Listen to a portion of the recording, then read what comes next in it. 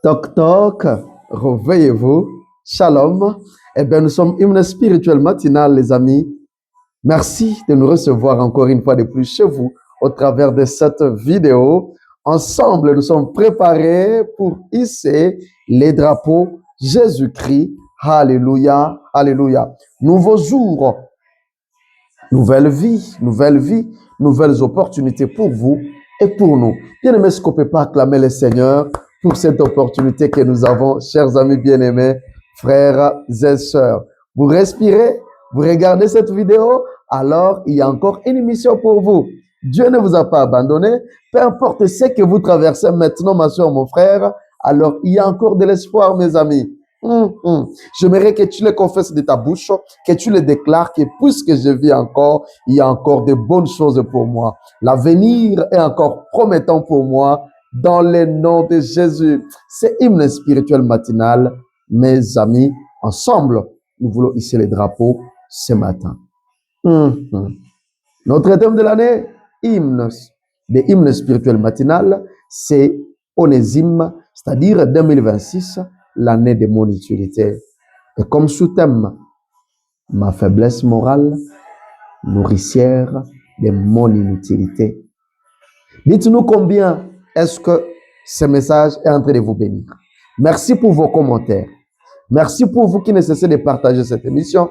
Et merci pour vous qui vous êtes déjà abonnés. Et toi qui ne t'es pas encore abonné, aujourd'hui, c'est bel et bien ton tour de t'abonner. N'est-ce pas? Waouh, quelle joie ça ferait de nous voir chaque jour devenir une grande équipe d'abonnés d'Hymne Spirituel Matinal. Celebrate. Jesus, celebrate, mes amis. Waouh. Merci, Seigneur, pour ta grâce. Pasteur, y a-t-il vraiment quelque chose passible d'éloge concernant ta main? Pasteur, est-ce qu'il y a quelque chose vraiment qui mérite la gloire, qui mérite des éloges dans ce qu'avait fait Tamar? La préoccupation d'un frère. Merci pour vous qui ne cessez de poser vos préoccupations. Cela nous permet d'avancer. Quand nous y répondons, le Saint-Esprit nous donne un message qui est utile pour tout le monde. Alléluia. Y trouvez-vous vraiment de la moralité que Tamar se soit déguisée en prostituée, pasteur? Waouh, c'est fort, n'est-ce pas? Serrons nos ceintures. À la lumière de la parole, nous allons y arriver. Les frères posent la question, la préoccupation. Est-ce que vraiment nous sommes en train de parler de Tamar? Le fait qu'elle se soit déguisée, est-ce qu'il y a quelque chose de moralité là-dedans pour que nous soyons en train de parler en positif d'elle? De la moralité qui mérite des éloges? Non, non, pas vraiment dans la vie de Tamar. Je ne suis pas en train de voir de la moralité vraiment dans ce qu'elle a fait qui puisse mériter des éloges. Mais nous pouvons certainement apprendre quelque chose de positif chez Tamar. Je ne suis pas en train de jeter des éloges par rapport à ce qu'elle a fait, mais nous sommes en train de trouver quelque chose de positif que Tamar nous apprend. Cette chose serait son intérêt pour les droits d'héritage de sa lignée familiale. Alléluia. Hier, je nous ai parlé qu'elle était légitimement mariée dans cette maison. Elle devait donner naissance enfant dans cette famille-là. Alléluia. Il y a ce qu'on appelle les droits d'héritage dont elle était en train de se battre dans cette lignée-là. Alléluia. Mes amis, Dieu ne s'intéresse pas seulement à nous. Il porte aussi intérêt sur notre progéniture. C'est à retenir pour toi, mon frère, pour toi, ma soeur. Oui, tu es en train de servir Dieu. Oui, tu vis maintenant. Mais lorsque Dieu te regarde, il ne s'intéresse pas seulement à toi, mais il a aussi intérêt à ta progéniture. N'oubliez pas que c'est un royaume. Et le royaume a besoin d'avoir beaucoup de gens. C'est ça même la pensée de Dieu. Quand il dit soyez féconds, multipliés, il y a l'idée que nous puissions remplir, mes amis. Remplissez la terre.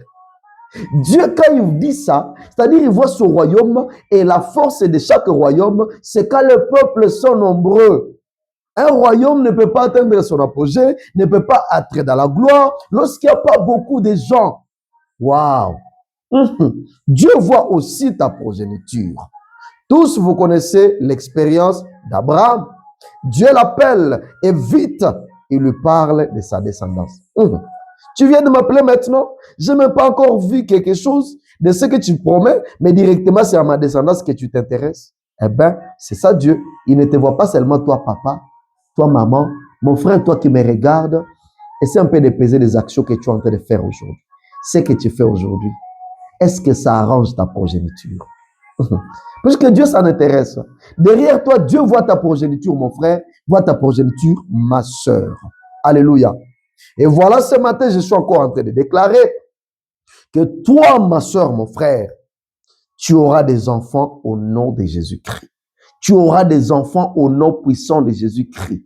Ne crains pas. Même si on a déjà levé la matrice, c'est parce que tu étais dans des erreurs, dans des mystères. C'était des erreurs du passé. Ton passé n'a plus de pouvoir sur toi. Tu auras des enfants parce que c'est la pensée de Dieu pour toi. Ma soeur, tu auras des enfants au nom de Jésus. Mon frère, tu auras des enfants au nom de Jésus-Christ. Oui, tu auras des enfants. Est-ce qu'une dame est là? Une dame de foi. Les médecins ont dit que tu ne peux plus avoir d'enfants. Tu ne peux plus porter d'enfants. J'aimerais que si tu es là, tu puisses toucher ton ventre encore. Nous allons prier. Touche ton ventre ce matin.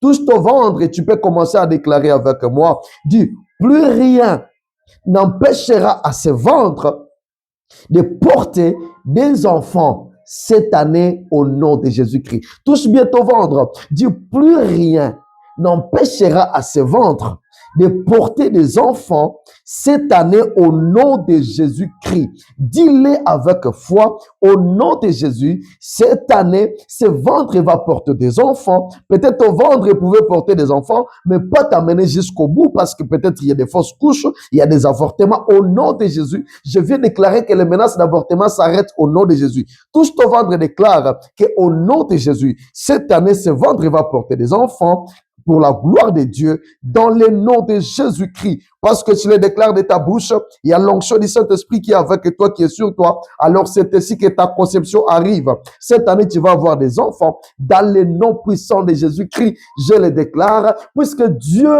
veut que nous puissions nous perpétuer. C'est la pensée de Dieu. Fini la stérilité. Nous condamnons cette stérilité, que ce soit secondaire ou primaire. Nous condamnons la stérilité au nom de Jésus. Que vous soyez homme et que vous soyez femme, nous condamnons la stérilité au nom de Jésus-Christ. Voilà pourquoi est-ce que ta mère s'est battue. Elle voyait aussi ce droit d'héritage-là. C'est au partage ce matin au nom de Jésus. Et donc, mes amis, peu importe la procédure de cette dame Tamar, elle travaillait pour son utilité. Elle travaillait pour son utilité. Elle était une femme légitime dans cette maison-là. Alléluia. Toutes nos salutations à toutes les femmes légitimes. Partout où vous retrouvez les femmes légitimes, vous pouvez lever vos doigts là, vous retrouvez. Hello, salut. Que Dieu vous bénisse.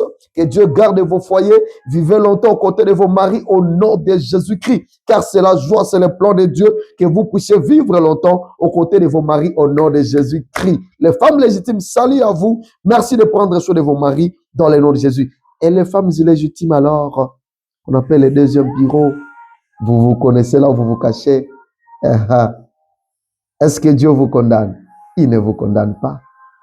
Mais je prie au nom de Jésus-Christ que si et seulement si vous coopérez avec Dieu et que vous acceptez votre situation et acceptez de coopérer avec Dieu, cette année, Dieu a un plan pour toi, ma soeur. Toi qui es en train de courir derrière le mari d'autrui, Dieu te voit et il a une bonne pensée pour toi. Toi qui es déjà même, on t'a déjà même pour toi une maison. Tu es dans une voiture qu'on t'a achetée par le mari d'autrui. Dieu te voit et il te dit, il a un plan merveilleux pour toi. Est-ce que tu vas seulement accepter ta situation et dire, je n'ai pas de mari? Et puis tu coopères avec Dieu. Cette année, au nom puissant de Jésus-Christ, Dieu va te donner un mari dans le nom de Jésus-Christ. Alléluia, alléluia. Donc Dieu ne te condamne pas. Aha, aha. Judas, la Bible nous dit ceci. Judas le reconnut et dit, elle est moins coupable que moi, puisque je ne l'ai point donné à Sheila, mon fils, et il ne l'a connu plus. Genèse 38, 26. Est-ce que vous comprenez un peu ces passages? Prenez le temps de les lire, même à la maison. Alléluia. Nous allons y arriver, vous allez comprendre. Lorsque les bâtons, les cachets, les cordons ont été présentés en public, et la Bible nous dit que Judas a reconnu ces choses et il a dit, cette femme est moins coupable que moi, puisque je ne lui ai pas donné Sheila, mon fils. Alléluia. Est-ce que vous comprenez ces choses, mes bien-aimés frères et sœurs? Elle a peut-être mal procédé, cette dame, à votre avis. Peut-être qu'elle a mal procédé. Mais voici quand même la vraie cause de ce que Tamar a fait. Venez de le comprendre. Tamar se battait pour son droit. Dit, je suis marié ici. Je dois aussi avoir des enfants ici. Et lorsque j'ai des enfants ici, mes enfants doivent aussi avoir droit ici de l'héritage. Et moi aussi, là, j'ai droit à l'héritage parce que j'ai mis au monde dans cette maison-là. Ah, je ne suis pas marié ailleurs, c'est ici que j'ai été marié. Elle se battait pour son droit. Mes amis, Tamar avait ce qu'on appelle frustration des promesses non tenues. Elle avait cela. Les frustrations des promesses non tenues. C'est ce qui lui a conduit dans toutes ces choses ici. Judas. Encore une fois, mes caméras vers toi ce matin. Mes caméras vers toi, Judas. Combien de promesses salaires? Pendant que je parle ce matin, il y a un papa, il y a une maman, il y a un frère, il y a une soeur qui ne cesse de propager des promesses salaires. Des promesses que tu connais, tu ne vas pas réaliser. Des promesses salaires, tu promets des voitures par-ci par-là, tu promets des parcelles, tu promets, sous des frissons tout simplement. Regardez Judas là où ça l'a conduit.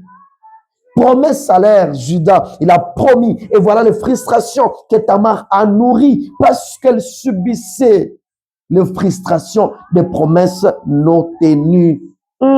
Jusqu'à quand vas-tu donner des promesses salaires, Judas? Jusqu'à quand continueras-tu à donner des promesses non tenues? Combien de promesses vas-tu donner? Tu donnes des promesses du matin au soir.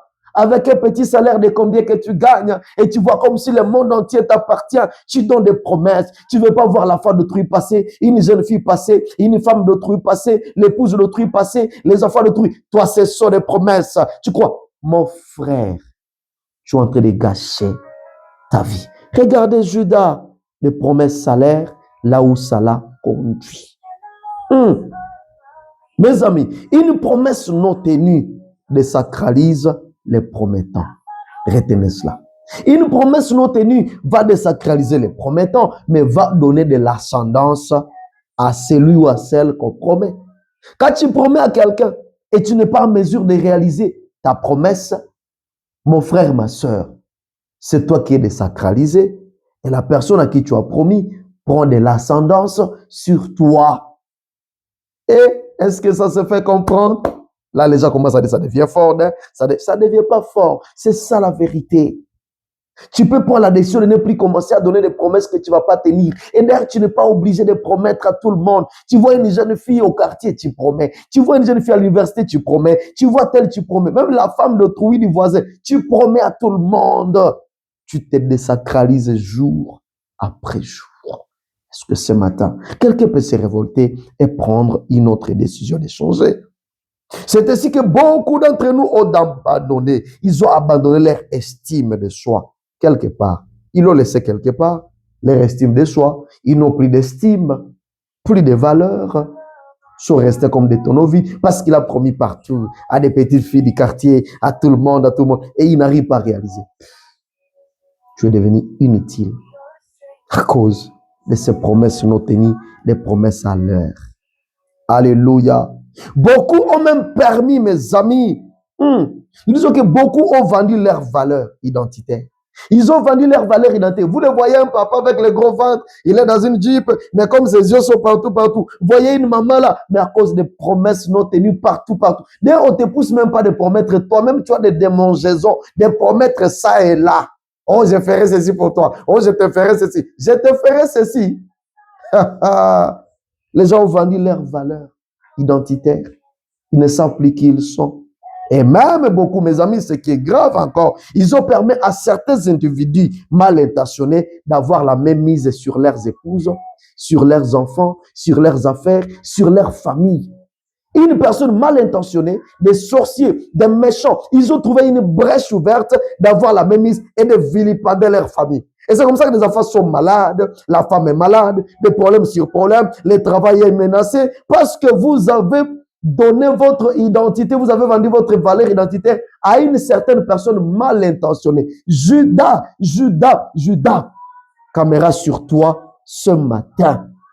Regarde-toi un peu, révalorise-toi. Ta faiblesse morale, Judas, peut te faire quelque chose qui te fera passer toute ta vie dans l'église. L'église n'est pas créée pour qu'on y passe toute notre vie. Détrompez-vous. Il y a les gens qui déménagent dans l'église, ils croient que leur solution c'est là-bas. L'église, Dieu a fait l'église pour qu'on aille se rencontrer là-bas, pour louer le Seigneur ensemble à communion. Pas pour aller déménager là-bas parce qu'il y a des problèmes. Oh, délivrance. Tu vas te poser un problème qui va te faire passer toute ta vie dans l'église, en train de supplier le pasteur. Prie pour moi, délivre-moi, pasteur. Et quand ça ne marche pas, on dit, ce pasteur n'a pas de l'onction. Moi, je vais changer, je vais aller ailleurs. Peut-être c'est ton cas, mais regarde-toi là où tu as vendu ta valeur. Est-ce que ça parle à quelqu'un? Nous allons continuer prochainement si Dieu nous fait grâce.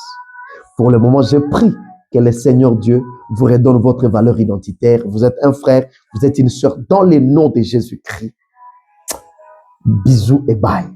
Soyez bénis.